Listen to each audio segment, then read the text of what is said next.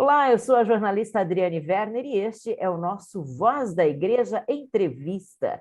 O mês de setembro está começando e setembro é o mês da Bíblia. Por isso, nós trouxemos aqui para a nossa entrevista o padre Valdir Zanon Júnior, ele que é mestre em ciências bíblicas e é pároco lá da paróquia Nossa Senhora Aparecida de Campo Largo. Padre Valdir, que alegria recebê-lo aqui para um assunto tão importante e com certeza tão caro ao Senhor. Tá certo. Muito obrigado, Adriane, pela acolhida. Obrigado a todos aqueles que acompanham o nosso vídeo, nossa conversa. Sim, a palavra de Deus, ela é muito importante na nossa vida. E, se Deus quiser, nós vamos colocar essa cultura para todo o nosso povo de ter a nossa Bíblia, de rezar com a Bíblia, com a Escritura, porque, de fato, Deus nos fala através da palavra dele. Então, é um tema realmente muito importante para a gente estar conversando hoje, para que isso se torne mais próximo do nosso povo. Bacana. Padre Valdir, temos um marco importante aí que há 50 anos, no mês de setembro, é considerado o mês da Bíblia, não é? Qual a importância de nós termos esta referência temporal? Poxa, neste mês nós vamos ter como nosso foco central falarmos sobre a Bíblia. Na verdade, a Bíblia deveria ou deve permear toda a nossa ação pastoral, isso é um fato. Mas hoje, neste ano, celebrando os 50 anos do mês da Bíblia, sim, é um mês especial onde nós tentamos nos aprofundar mais, né, sobre a Escritura. É claro que ela já faz parte da nossa liturgia, por exemplo, né? Nós temos duas mesas na liturgia, é a mesa da palavra e a mesa da Eucaristia, e a Sacrossanta do Concílio vai dizer que as duas são tão importantes uma quanto a outra, têm o mesmo peso, né, durante a celebração da Eucaristia, mas neste mês, de um modo especial, a gente lembra um pouco mais da Bíblia, da Sagrada Escritura, justamente porque é o mês do padroeiro dos biblistas, né, que é São Jerônimo, no dia 30 de setembro, ele que foi o primeiro tradutor da Bíblia, que, de um certo modo, se escondeu lá na Gruta de Belém para traduzir os textos bíblicos, né? Ele é a nossa primeira referência. Então, neste mês é celebrado e são sempre propostos temas e encontros para a gente estar refletindo sobre alguma parte da Bíblia ou algum livro, para que o povo também tenha este acesso não só à leitura, mas também a um pouco de formação, de conhecimento sobre a palavra de Deus, né? Este ano nós temos como a temática o estudo do livro da Carta de São Paulo aos Gálatas, né? Que traz aí toda a dificuldade que Paulo encontrou na comunidade dos Gálatas. Então, tem toda uma formação, um texto base explicando a carta de Paulo, a exegese da carta de Paulo, e depois como é que a gente aplicaria esta carta nos nossos dias. Então, sempre no mês de setembro, a gente tem todo um movimento para que a gente não só reze com a Bíblia, apesar de até isso às vezes ser muito falho, não só reze com a Bíblia, mas também possa estar se formando e estudando sobre o mês da Bíblia. No ano passado nós estudamos uma passagem do livro do Deuteronômio, e assim vai, sempre um texto do Antigo e do Novo Testamento. Mas este mês é justamente para a gente começar a lembrar sempre daquela cultura bíblica. É claro que o mês da Bíblia não deveria ser somente setembro, né? Mas é claro, é um mês para a gente aproveitar, para celebrar nas nossas liturgias, assim, qualificar a nossa liturgia da palavra, enfim, colocar isso no coração do nosso povo, da importância de ler as Escrituras, mas a Bíblia, ela é o nosso pão diário também.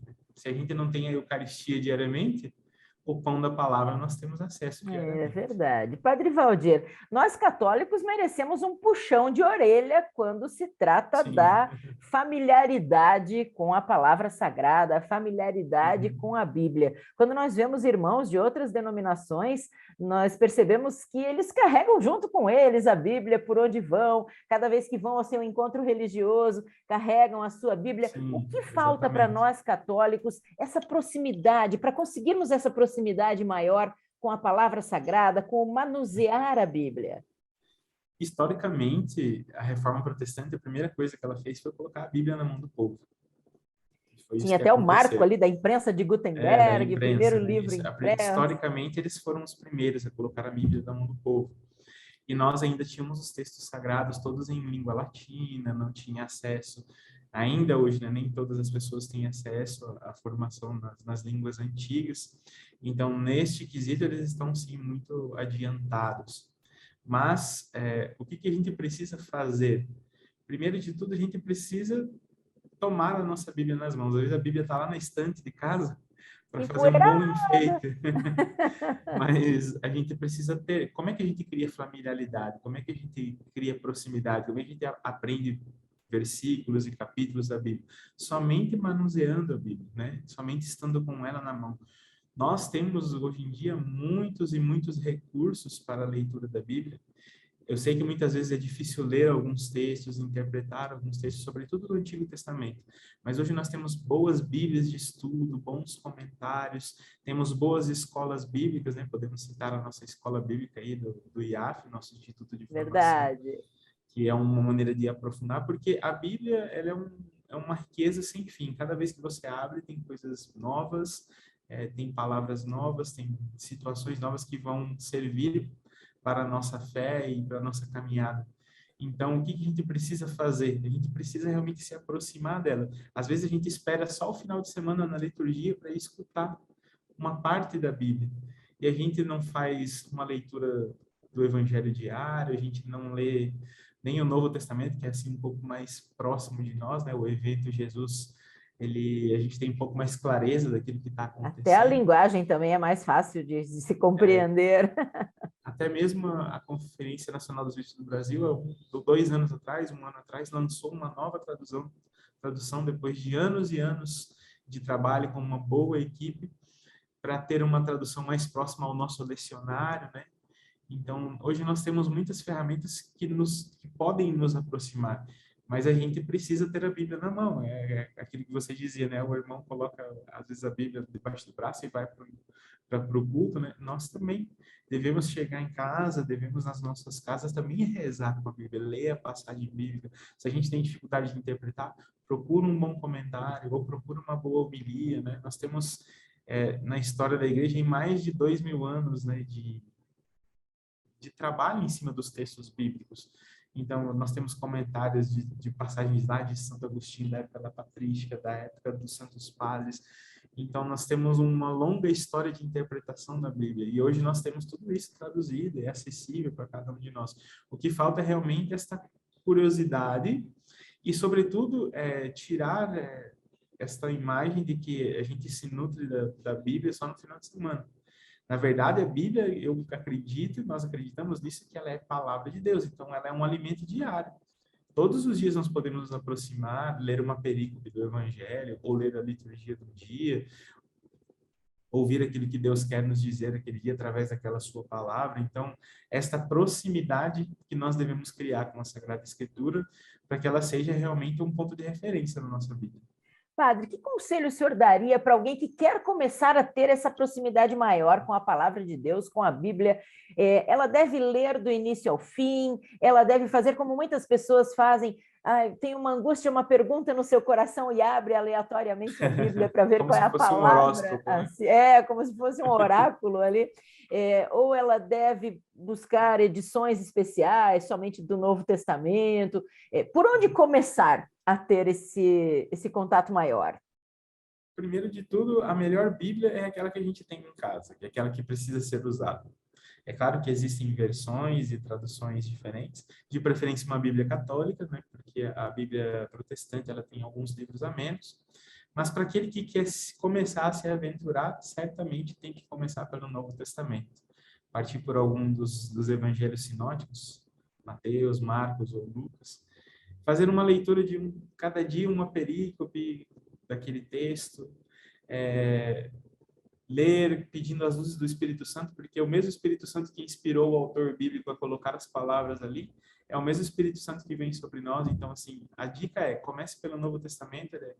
Nós precisamos ler o Novo Testamento, compreender o evento de Jesus para depois olhar para o Antigo Testamento, que tem uma outra teologia, que tem um outro contexto histórico do qual às vezes nós não estamos muito familiarizados, né? Mas o segredo é começar pelo Novo Testamento, de modo especial os evangelhos que nos são mais palpáveis. E depois vai passando pelas cartas de Paulo, pelas cartas católicas, até chegar ao Apocalipse. E quem sabe, depois de uma leitura, assim, depois de um longo tempo do Novo Testamento, a gente também pode ir ao Antigo Testamento, fazer algumas leituras.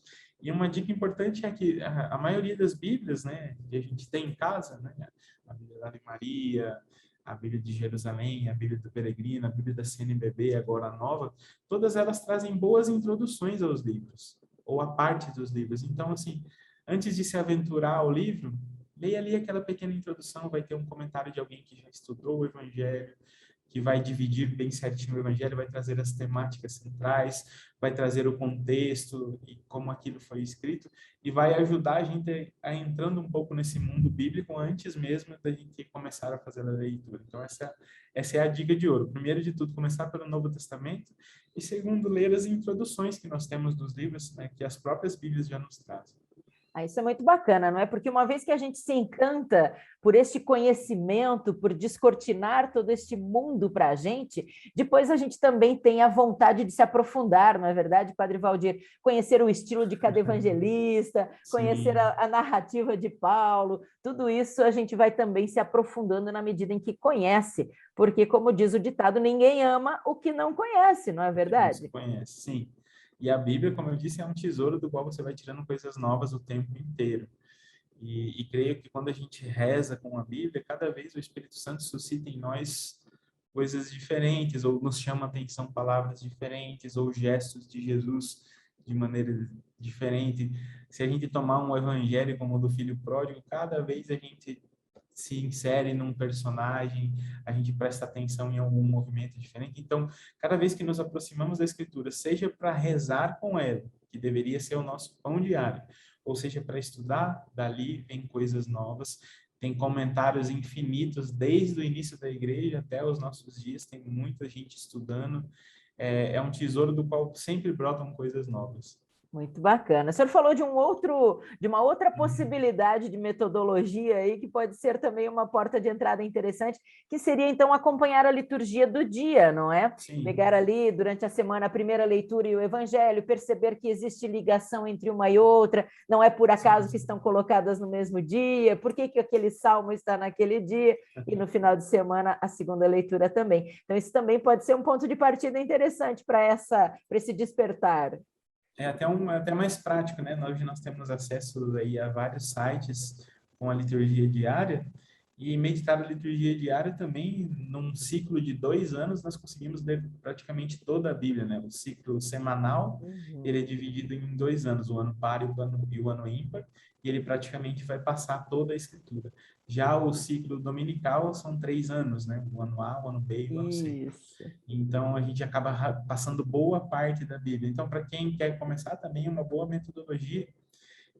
Bom, o nosso pastor insiste muito, né? Nosso Dom Peroso insiste muito na leitura orante da palavra. Então, quem sabe fazer uma leitura orante da palavra da liturgia diária, né? Ali 15, 20 minutos que a gente tem para rezar, fazer a meditação daquele evangelho, se aprofundar naquela leitura, escutar aquilo que Deus está dizendo, aquilo que Ele está pedindo para nós através daquela leitura, um gesto de Jesus, uma atitude, uma coisa que Ele pratica e que talvez fique de ensinamento para o nosso dia. Sim, a liturgia diária também é uma boa metodologia para a gente conseguir começar a ler a Escritura e ter assim uma proximidade com a palavra de Deus.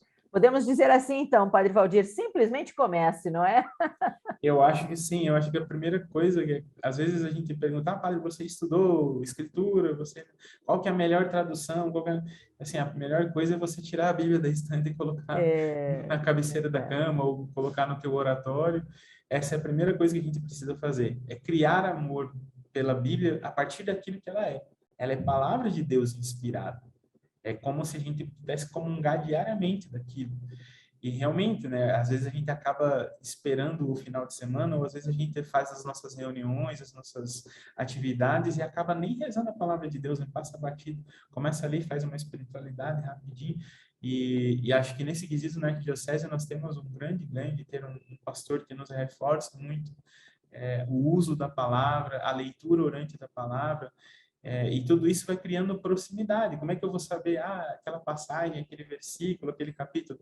Mas se eu não tomo a Bíblia na mão, eu não começo, né? Eu não tenho esse encantamento e nunca vou ter essa proximidade como a gente gostaria de ter. Muito verdadeiro. Vou aproveitar aqui o gancho para dizer a todos que estão nos assistindo que nós temos no canal Catequese Curitiba, todas as semanas, colocada ali a leitura orante do Evangelho Dominical. Então, sempre temos um líder diferente, ou um sacerdote, ou um diácono, trazendo a leitura orante do Evangelho. Então, pode ser ali também o seu ponto de partida. Padre Valdir, mais alguma coisa que você queira destacar aqui nessa nossa conversa sobre a importância do mês de setembro, o mês da Bíblia? Paulo diz que a fé vem pelos ouvidos. Então, neste mês de setembro, vamos procurar educar os nossos ouvidos, principalmente nas nossas liturgias, né? Eu sei que hoje nós temos subsídios litúrgicos, às vezes nas paróquias nós temos o folheto, temos o slide com a leitura, mas vamos neste mês educar os nossos ouvidos, por quê? Porque Deus nos fala através da palavra. E se a gente tiver com o ouvido aberto e com o coração aberto, essa palavra vai chegar aonde ela precisa chegar, que é o nosso coração. E depois vai se tornar viva nas nossas atitudes, se Deus quiser. Então, neste mês de setembro, vamos abrir bem os nossos ouvidos para ouvir a palavra de Deus e criar este hábito, né, de nas nossas liturgias, nos nutrir realmente da palavra de Deus, comungar da mesa da palavra, para depois comungarmos do pão eucarístico, que é o nosso alimento que leva também para a vida eterna. Que bonito, está dado o recado, então. Padre Valdir, muito obrigada por essa entrevista, por destinar um tempinho aí da sua agenda para conversar com a gente. Até uma próxima oportunidade aqui no Voz da Igreja Entrevista. Também, muito obrigado, Adriano, muito obrigado a todos que nos acompanham. Deus abençoe a cada um e que a palavra de Deus, né, seja o alimento diário de cada um de nós. Amém. Um grande abraço e Deus Forte abençoe. abraço. Até a próxima.